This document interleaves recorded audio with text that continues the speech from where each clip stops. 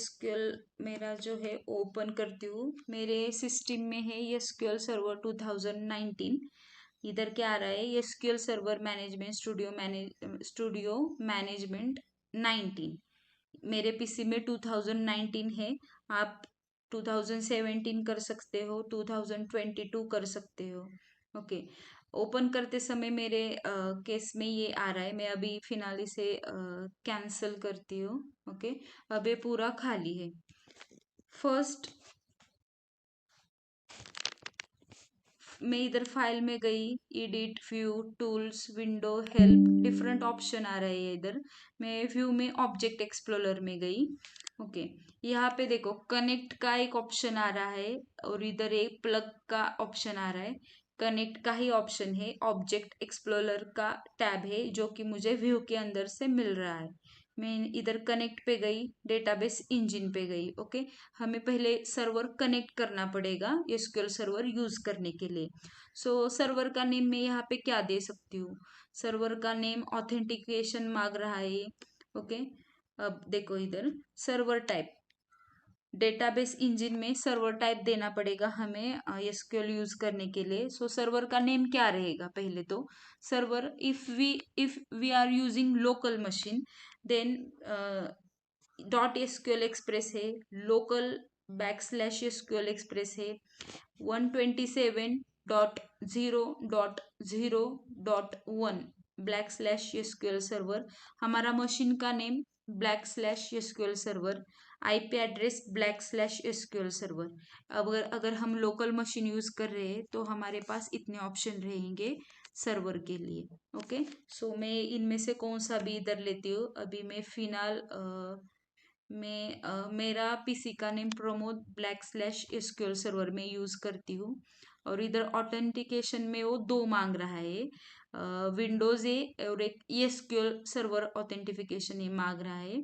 Okay, सो Windows के लिए हमें पासवर्ड या फिर वो आईडी यूजर नेम और पासवर्ड नहीं मांग रहा है। लेकिन अगर हम यहाँ पे एसक्यूएल सर्वर मांगेंगे करेंगे तो ये इधर लॉगिन और पासवर्ड मांगेगा। सो विंडोज के लिए जो हमारा हम लॉगिन मतलब पीसी का जो रहेगा लॉगिन यूजर नेम और पासवर्ड वही लेगा इधर। अगर हम एसक्यूएल के लिए करेंगे तो हमें वो परचेस करना पड़ेगा विंडोज से, सॉरी माइक्रोसॉफ्ट से हमें वो परचेस करना पड़ेगा। तो मैं इधर विंडोज ऑथेंटिकेशन डाल देती हूँ अभी के लिए। विंडोज ऑथेंटिकेशन के लिए no need to provide ID and password मैंने यहाँ पे लिखा है। विंडोज ऑथेंटिकेशन के लिए no need to provide user ID and password explicitly, and for SQL server authentification we need to provide ID and password. Okay, अभी मैंने Windows authentication किया, कनेक्ट किया, हमारा सर्वर से कनेक्ट होगा। यहाँ पे आ गया हमारा Pramod black slash SQL server जो कि ये हमारा सर्वर का नेम है, सर्वर का एड्रेस है। इससे हमारा एसक्यूएल सर्वर अभी कनेक्ट हुआ है। और नीचे ऑप्शन आ रहा है database, security, server object, application management. Okay, अभी हम डेटाबेस देखेंगे। Database, first, what is database? Database, it is a container or collection of all SQL objects like table, store, procedure, function, trigger, index. So database के अंदर tables आएंगे, store procedure आएंगे, function, trigger, indexes और भी बहुत कुछ आएगा हमारे database के अंदर। ओके, सो जनरली डेटाबेस रहेगा वो हमारा डेटा का कलेक्शन रहेगा। एसक्यूएल क्या, हमारा जो एसक्यूएल हमारा डेटा पूरा मेंटेन करेगा और वो डेटाबेस रहेगा, वो डेटाबेस डेटा का हमारा कलेक्शन रहेगा। और वो डेटा इन द फॉर्म होगा, टेबल के फॉर्म में होगा हमारा डेटा। एसक्यूएल के अंदर डेटा जो रहेगा वो हमारे टेबल के फॉर्म में रहेगा और वो जो टेबल का कलेक्शन रहेगा हम उसे बोलेंगे database. Okay, in real application one application can have one or more database. Okay, इसका मतलब रहेगा in real application means suppose हमारा फ्लिपकार्ट रहेगा, one application can have one or more database. Means Flipkart के अंदर बहुत सारे डेटाबेस हो सकते हैं, लाइक कस्टमर का डेटाबेस रहेगा, कस्टमर ने जो कुछ जितने भी कस्टमर ने लॉगिन किया हुआ है उन सब कस्टमर का डेटा रहेगा। परचेस रिगार्डिंग डेटा रहेगा, परचेस मतलब परचेस के अंदर कितने ऑर्डर्स आए हैं, कहाँ कहाँ से ऑर्डर आए हैं, कौन से कस्टमर से आए हैं, कस्टमर का आईडी पासवर्ड जो कुछ भी रहेगा वो हमारा कस्टमर डेटाबेस में रहेगा। ऐसा ही मतलब एक मैं एग्जांपल बता रही हूँ, ऐसे अलग और भी डेटाबेस रहेंगे वन एप्लीकेशन के अंदर। Can have one or more database.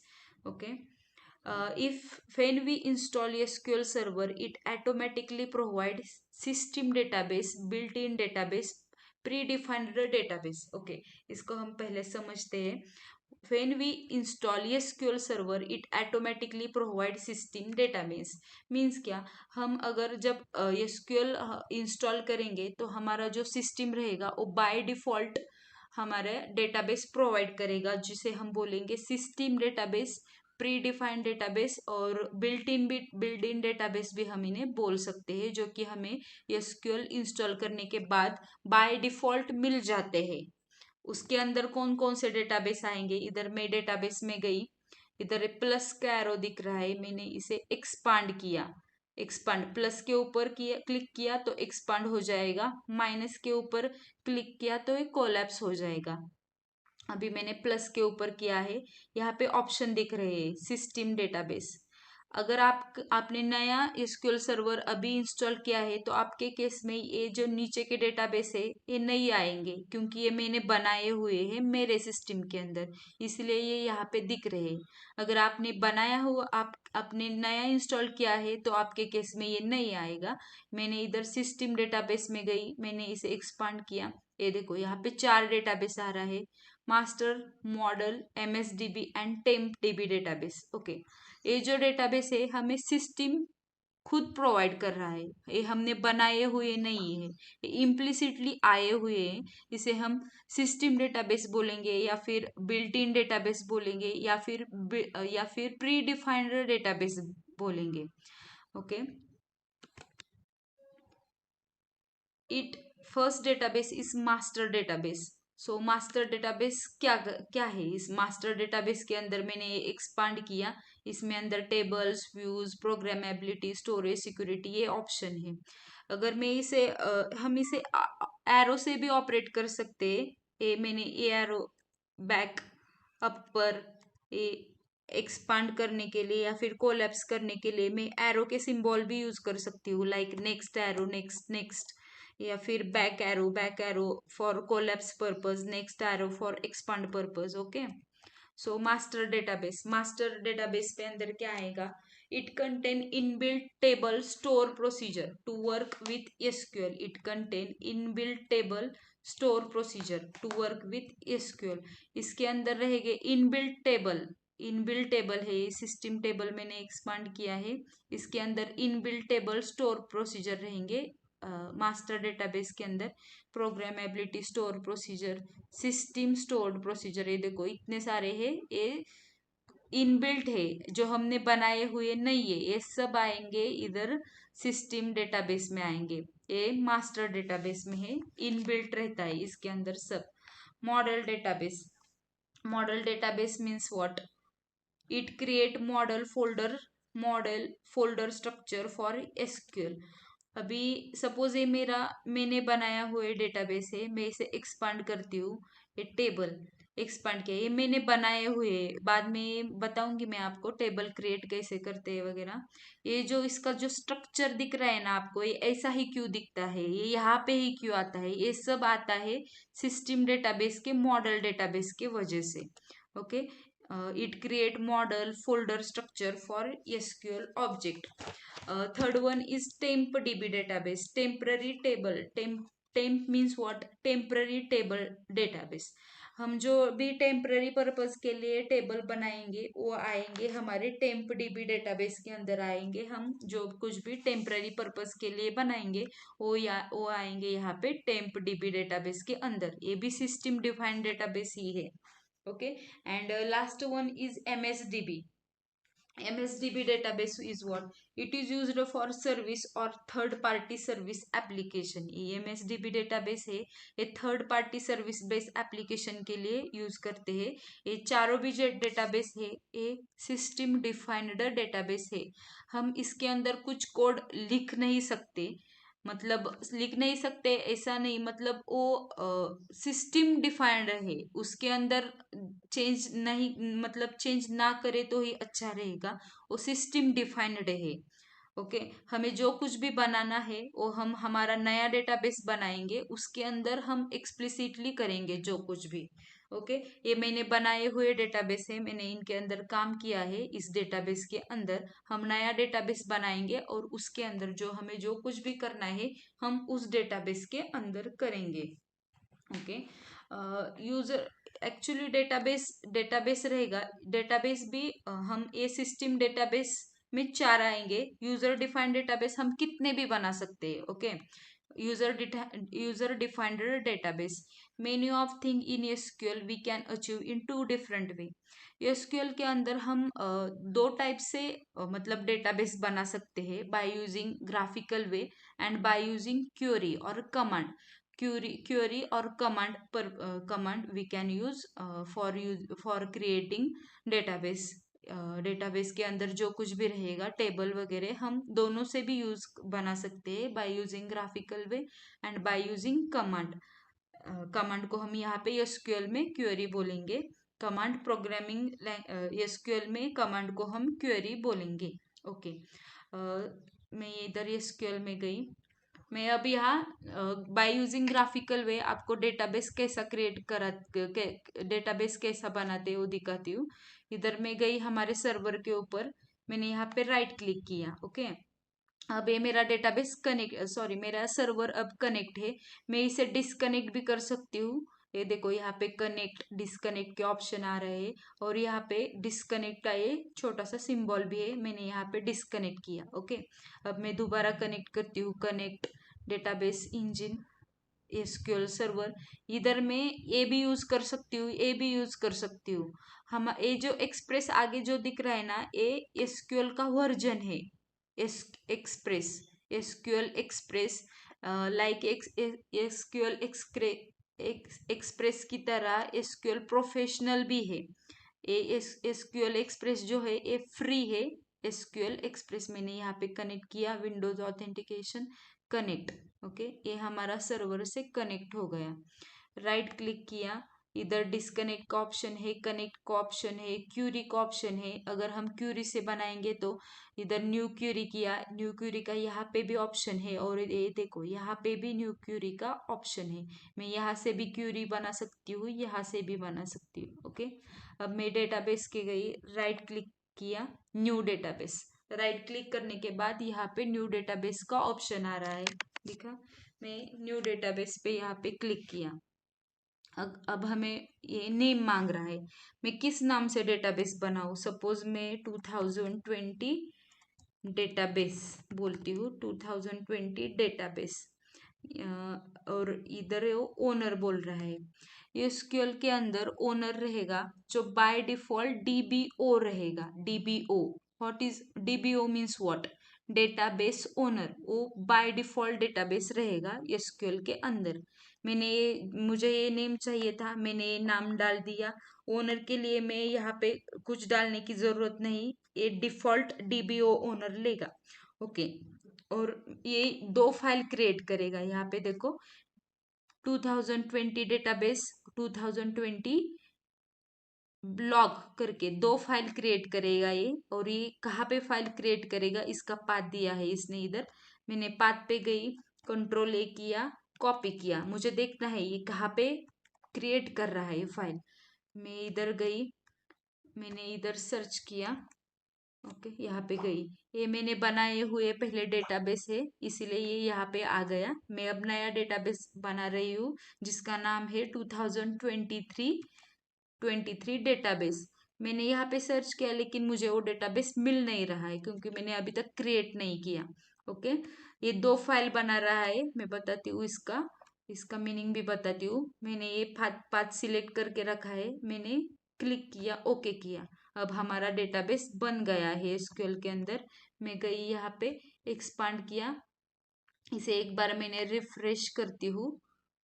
Refresh, database हमारा रिफ्रेश हो गया। ये देखो यहाँ पे 2023 डेटाबेस का मैंने यहाँ पे डेटाबेस क्रिएट किया। ओके, ये डेटाबेस क्रिएट किया। मुझे फोल्डर में देखना है ये डेटाबेस किए बना है। ये देखो यहाँ पे दो फोल्डर क्रिएट हुए हैं। पहला 2020 डेटाबेस और सेकंड 2020 डेटाबेस लॉग बोल के आ रहा है। अभी इसके अंदर कुछ नहीं है। ओके, इसके अंदर कुछ नहीं है। ये बेसिकली दो फाइल क्रिएट करेगा। एक जो रहेगा उसे हम बोलेंगे main database file. We when we creating a database it create two files. Database का नेम डॉट एमडीएफ फाइल जिसे हम बोलेंगे main database file, and second is LDF file. Second is LDF file. What is meaning of LDF? LDF means log database file. It save all logs activity. Okay, main database file के अंदर हमारा actual data रहेगा। Actual data रहेगा main database file के लिए।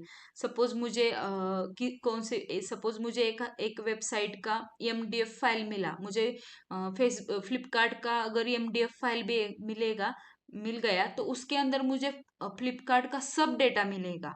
Okay, so main database file important है हमारे SQL के लिए। Main database file is very important. And second is log database file. What is log database file? And log database means suppose हमारे call log रहते हैं।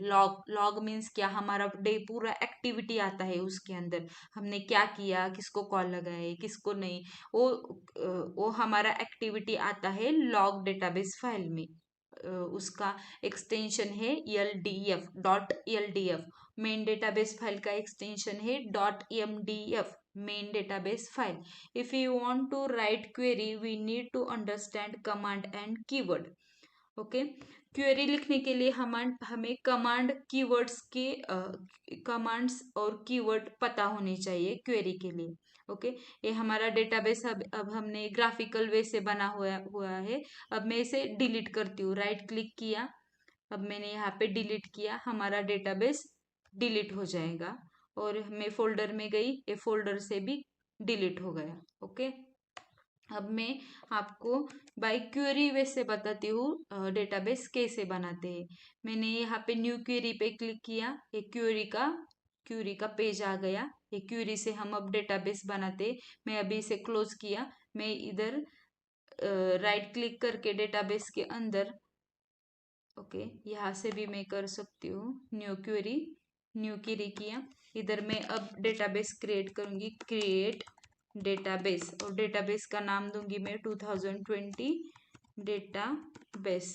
Actually मैं ये एक ही स्पेस नहीं दे सकती इसके अंदर। अगर मुझे इसके अंदर स्पेस चाहिए तो मुझे एक ब्रैकेट में क्लोज करना पड़ेगा। इसे हम एग्जीक्यूट कैसे करेंगे? इसे सिलेक्ट करेंगे और इसे सिलेक्ट करेंगे और F5 प्रेस करेंगे, या फिर यहाँ पे एग्जीक्यूट का एक सिंबल है, एग्जीक्यूट कर दिया। कमांड, नीचे एक मैसेज क्या दिखाई दे रहा है? Command completed successfully. इधर टाइम आ रहा है। ओके, अब मुझे देखना है ये डेटाबेस क्रिएट हुआ है या नहीं। मैं इधर गई फोल्डर में, इधर देखो आ गया हमारा डेटाबेस, हमने क्रिएट किया है। टाइम देखो 3:23, हमारा अभी इसी टाइम डेटाबेस क्रिएट हुआ है जो आ गया। लेकिन ये यहाँ पे नहीं दिख रहा है। ओके, मैं राइट क्लिक किया डेटाबेस के अंदर, रिफ्रेश किया, अब देखो ये यहाँ पे हमारा डेटाबेस आ गया। ओके, तो हमने by using graphical way and by using query way, हमने दोनों ही वे से डेटाबेस क्रिएट कैसे करते हैं ये देखा। अब मैं इसे डिलीट करने के लिए भी कमांड है डिलीट, और ये डेटाबेस का नाम डिलीट डेटाबेस। अब हम इसे एग्जीक्यूट कैसे करेंगे?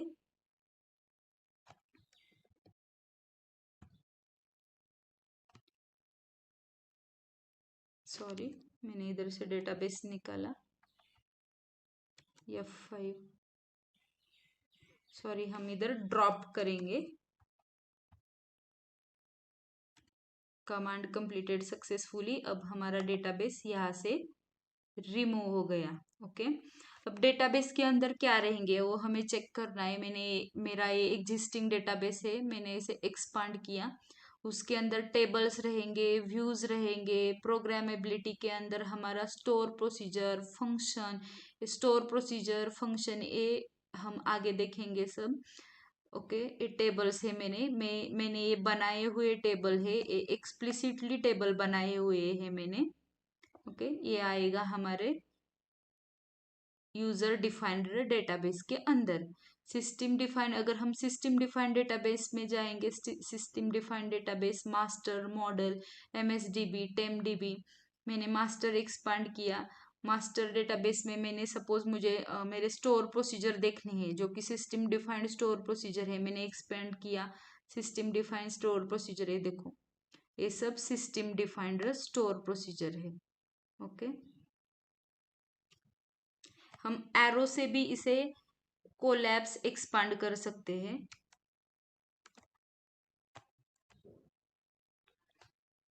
ओके, सो हमने by using graphical way and by using query way how to create database देख लिया है यहाँ पे।